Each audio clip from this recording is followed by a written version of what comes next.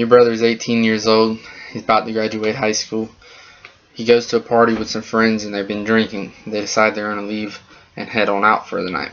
On their way home, the guy that's driving loses control, ends up in a ditch. They all appear to be fine. The car can't be driven back home, so they have somebody pick them up. They see they have some minor cuts and scratches, nothing they thought was serious. Well, you go in to wake your brother up the next morning. He's unresponsive to you. You can't get him to wake up. Y'all call, and the ambulance gets him there, gets him and they get him to the ER. They find he had brain hemorrhage and bleeding of the massive organs. Well, internal bleeding of the organs. You're lucky this time, he lives, but now he has irreversible brain damage. He'll never be the same. This could have been prevented because at 18 they were too afraid to call because they knew they'd have got in trouble if they would have went to the hospital and got checked, and they would have found out they were drinking underage, and they knew they possibly could have had a criminal record. Well, I believe that lowering the drinking age should be done and be dropped to 18. The reason is, at 18 is the legal age of adulthood. Drinking in the supervised places would lower the unsafe drinking activities, and also it would lower the rate of untreated alcohol-related injuries. Okay, all of us in here are around 21. Some have drank under the legal age, some haven't. We have all heard of somebody being hurt because of underage drinking or drinking activities.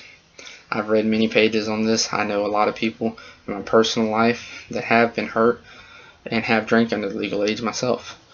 So I'm going to begin with my first point. It's that 18 is the legal age of adulthood in America.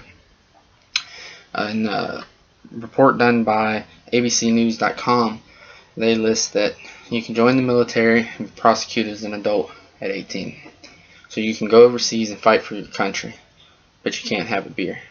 You can get put on death row or be put to the death penalty, but you can't have a beer. You can vote and have for people that run the nation.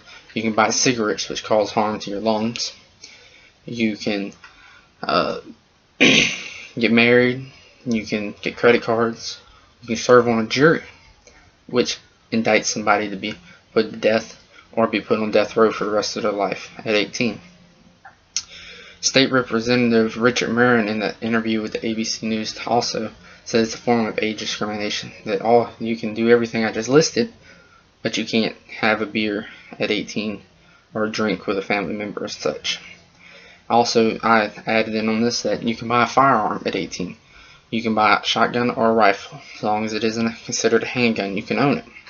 So, if you have the wrong intentions when you buy a weapon at 18, you can cause harm to other people. You can take somebody's life. You can either defend yours. If you have that wrong intention or even the right intentions, you can still end up taking somebody's life and not meaning to. My next point is that it would lower unsafe drinking activities. ChooseResponsibly.org, they released some things, and it says that it would allowing people to drink in bars and restaurants would lower unsafe drinking activities in fraternity houses and in house parties. In 2003, the Institute of Medicine did a study and found that 90% of alcohol consumed by 18 to 21 year olds was in heavy drinking episodes such as binge drinking. Those are normally done in a party setting, such as a house party or fraternity house. Those findings correspond with the graph that ChooseResponsibly.org, I believe it was, had posted. I have here. It shows that 12 to 20 year olds drink less often, but more per occasion, at a time. So they may have only been allowed to drink on 5 times a month, but they drink 5 to 6 beers each time, where a 21-year-old may have been able to drink 8 days out of the month, but they only drank 4 beers at a time roughly. And then the next group, 26 and older group, they drank up to almost 9 times a month. 8.5 is roughly what they found, but they only drank 2 to 3 beers at a time. So it's more healthy for you too, that you're drinking less at one time, which keeps you from getting hurt or anything like that, but it's better for your whole entire body. But the getting hurt leads me into my next point. My final point is that lowering the drinking age would lower the rate of untreated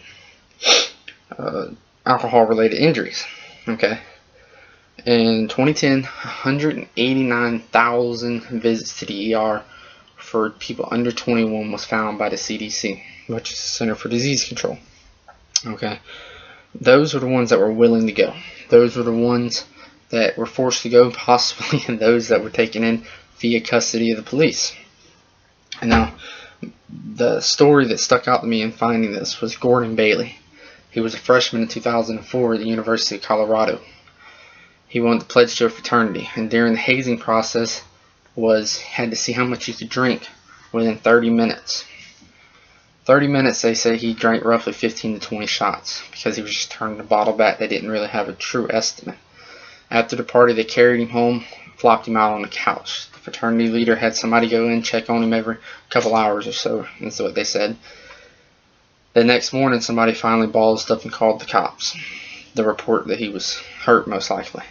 Well, they told him he's unresponsive, and they said he's unresponsive and he's passed out. He drank way too much. Well, they said they just found him that morning. No, they knew about him the night before. They just didn't have the balls to call because they were afraid of getting in trouble, because most of them there were under the age of 21. So they would all possibly been indicted or things for either soliciting alcohol to minors, so somebody under the age of 21, or for underage drinking for being there 18 to 20 years old. But them being afraid to call because of the repercussions, that the injury that was caused to him was alcohol poisoning, which took his life right there in that room with everybody around. They couldn't do nothing about it because they were scared and getting in trouble. So lowering the drinking age to 18, they would have been more apt to take and call and get help for him, possibly. Now, to wrap this all up, most of us in here, like I said, are around 21, known and have drank or know people that have been injured from drinking. We see my points that 18 is the legal age of adulthood in America. Drinking in supervised places would lower unsafe drinking practices, and also that it would lower the rate of untreated alcohol-related injuries such as Gordon Bailey's alcohol poisoning, which possibly could have been treated or called earlier. My call to action for us today is to visit the link I've sent to y'all's emails, which is on the board. If y'all haven't received it by this afternoon, I'll resend it. It's simply for you to go and show support, sign up with their group.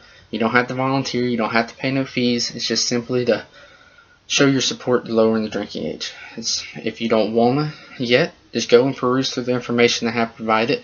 You may see that you want to one day support them and maybe do some volunteering with them. Thank you, and y'all have a good day.